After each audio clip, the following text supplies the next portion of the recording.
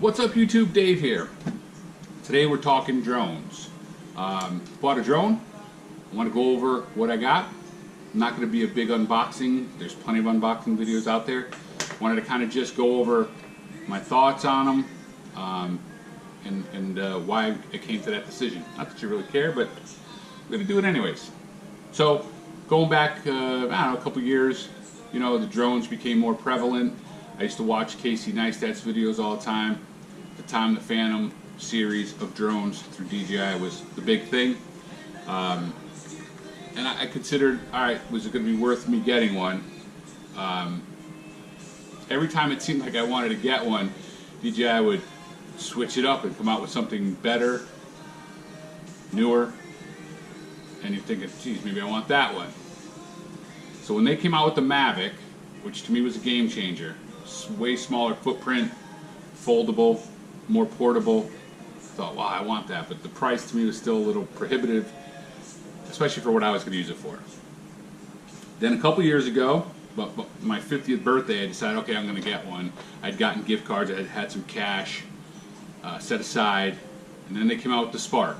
Spark was a little more of a toy, hobby, selfie drone, but still, it seemed pretty friggin' amazing.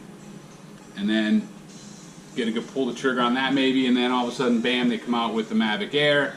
It's kind of like they melded the two together. Best of both worlds of the Mavic and the Spark. So, still was cost prohibitive for me. So this year I started to see the price drop on the Spark. So you're able to get the Spark through Best Buy for $350 with the controller. Now that was important because when it first came out, I want to say it was close to the $500 mark with nothing. The very first time it came out, came with nothing. You can control it with your phone, and it has hand gestures as well. But in reality, most of the reviews I saw, you were very limited to what it can do with the phone, the app, controlling it through the app. Unlocking further distances when you had the controller, but the controller was another $150 unless you bought the Fly More combo, which came with an extra battery, a case, a charging hub for more, the multiple batteries. But now they started dropping the price. Went with the Spark in white from Best Buy, $350 with the controller. And at the time, and I still see this deal occasionally, it was you bought one battery for $50 and you got one at half price. So you're getting two batteries for $75. And everything I read, that was more important to have extra batteries than it was to have the case that comes with the Fly More combo. So that's what I did. Pulled the trigger, got the drone, two extra batteries. So it comes with one, so it's three total. Figured I could always get a case down the line. The other thing I want to get is that it, right now to charge it, I basically plug it in, connect the battery to the drone, plug it into USB, and it charges it. So one battery at a time getting charged. So that's pretty much it.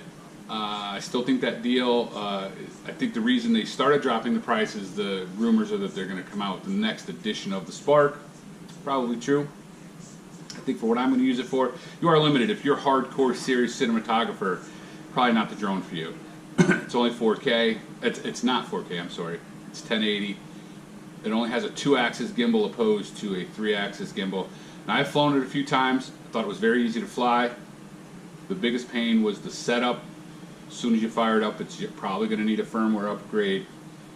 I'm using a separate phone. I have an iPhone 6 myself, which is full, and wouldn't even really run the app correctly. So I was able to get an iPhone 6 from someone who upgraded their phones, and I wiped the phone clean, and I just run the app for the DJI drone. I think it's the DJI Go app. But again, it's a pain in the butt because the phone is not connected to data at all. So I connect it to my Wi-Fi at home. I have to download the firmware update to the phone, and then connect the phone back to the drone and download the firmware upgrade. That was the biggest pain. Other than that, it flies. It's fairly easy to fly. The footage, for what I'll put in some footage at the end here.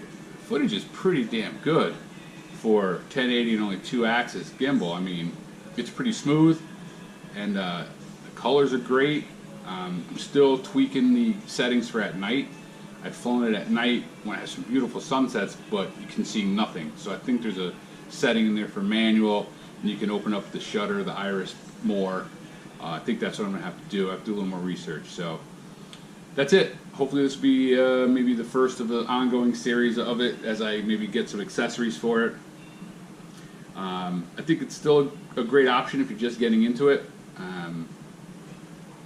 You know, the portability is crazy. Look how small this thing is. And this is an iPhone 6. It's nuts. The technology that's packed in here is just ridiculous. Anyways, guys, nice talking to you.